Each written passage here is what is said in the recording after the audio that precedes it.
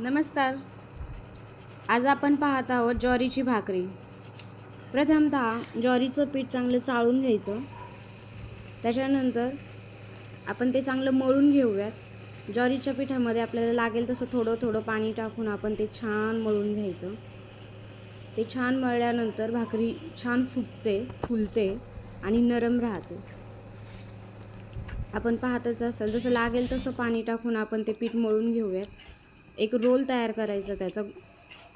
तो रोल तयार केल्यानंतर आपल्याला जेवढी मोठी भाकरी पाहिजे तेवढा कट करून तेवढ्या भाकरीच्या अंदाजाने आपण तो रोल असा पसरटगत थापून घ्यायचा. त्याच्यानंतर आपण पाहतच असाल की कशी भाकरी तयार होते. हलक्या हाताने आपल्याला ती अशी थापायची आहे. त्याच्यानंतर त्याच पिरियडला भाकरी करत असताना आपण तवा गरम करायला ठेवला होता गॅसवर. तवा छान गरम झाला आहे आणि त्यावर आपण ही भाकरी टाकली आहे.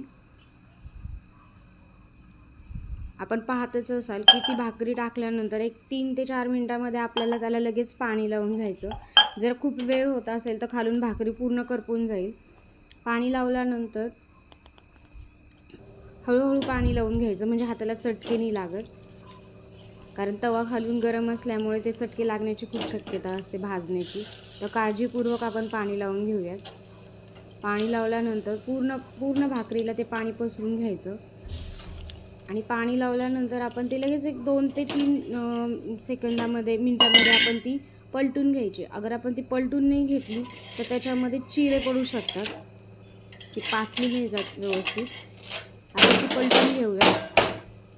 आपण पाहतच असाल भाकरी छान भाजली आहे. ती पलटल्यानंतर खालून ही चांगली भाजून घ्यायची आणि आपण पाहत असाल आपण पीठ छान मळून घेतलं होतं. त्याच्यामुळे आता ती भाकरी एकदम फुगली असेल, एकदम फुगली आहे. भाकरी दोन्ही साईडनी छान भाजून घ्यायची आणि ज्वारीची भाकरी खाण्याचे फायदे खूप असतात.